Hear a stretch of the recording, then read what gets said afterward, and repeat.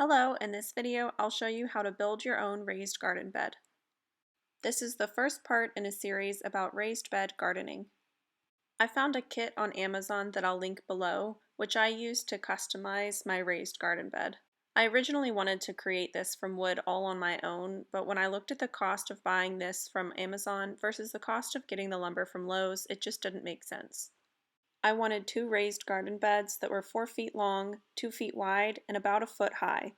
The kit I found was 8 feet long, 2 feet wide, and 10 inches high, so I decided to use this as a starting point.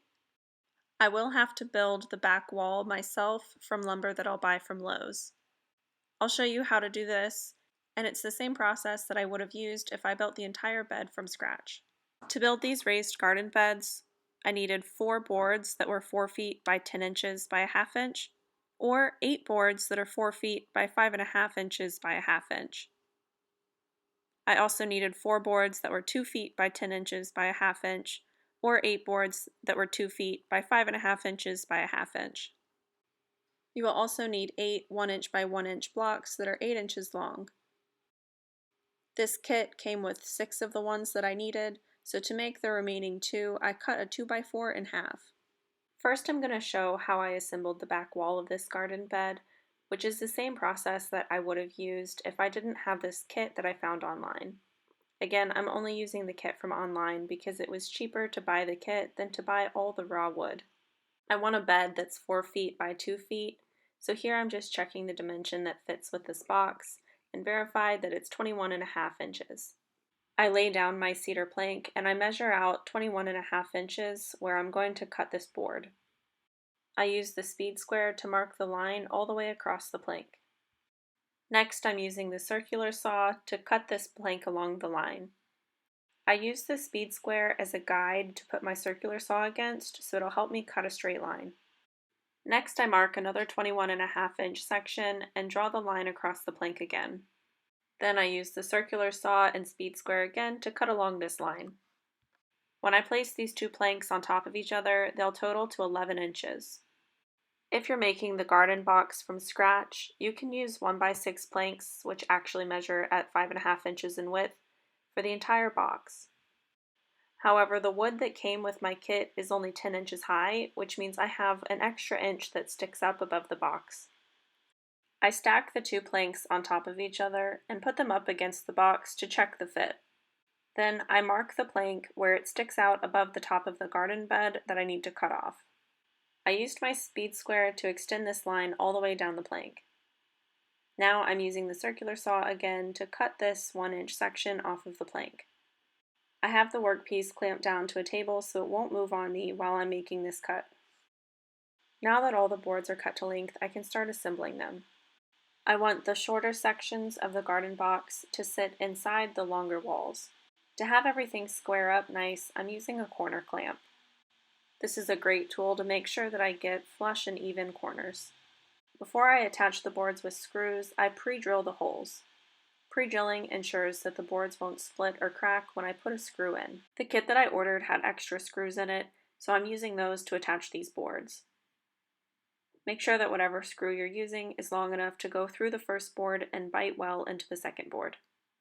Once the screws are in place, I remove the corner clamp and work on the other side. The second side is a little bit easier to clamp in place because the first side is already done. Again, I'm pre-drilling 2 holes before I put in any screws. This will protect the boards from splitting. I did have a bit of an accident here where I came out the side of the other board that I was trying to drill through. To fix this, I just pulled the drill bit out and then went down about a half inch and started drilling a new hole. I focused a lot more on the new hole going in straight rather than holding the drill at an angle. With the holes pre-drilled, I added in the screws. Now that the first board was fully installed, I flipped the box upside down so I could install the second board. I thought it was easiest to do this upside down so that I could still use the corner clamp and have it based on the table. After the corner clamp was securely in place, I pre-drilled the 2 holes and then screwed the boards in place.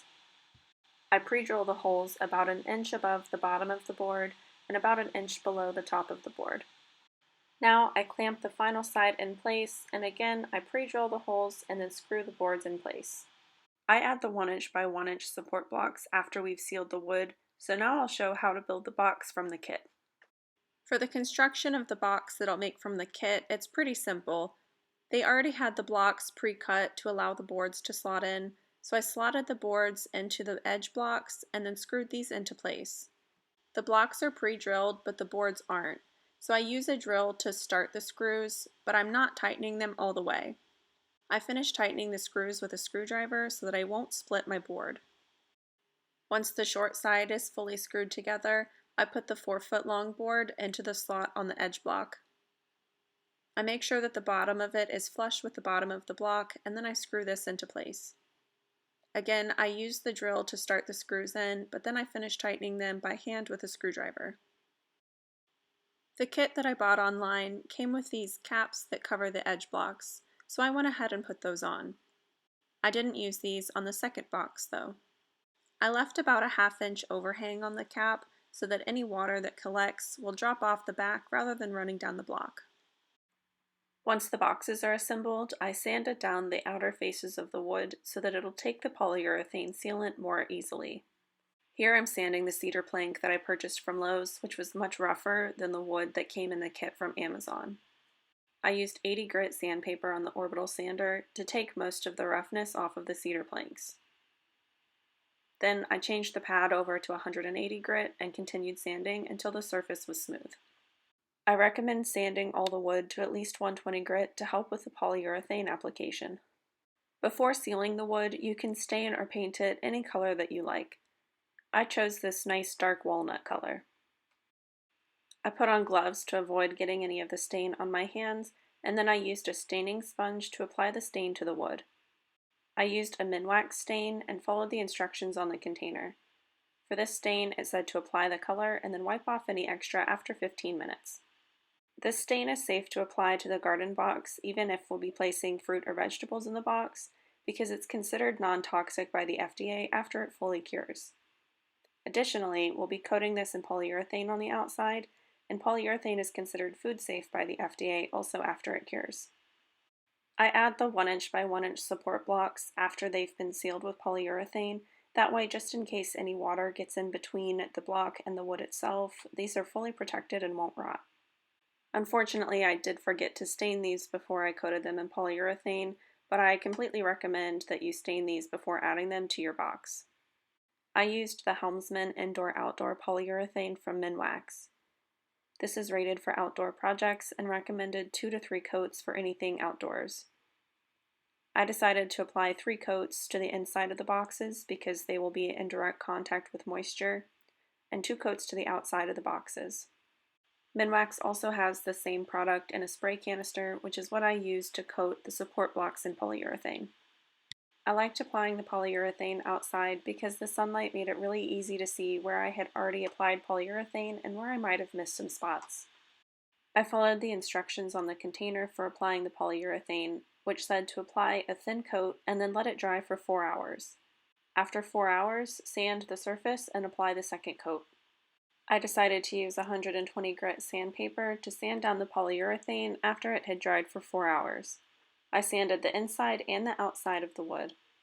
I wiped down all the surfaces with a damp rag after I finished sanding to make sure that none of the dust ended up in the next polyurethane coat.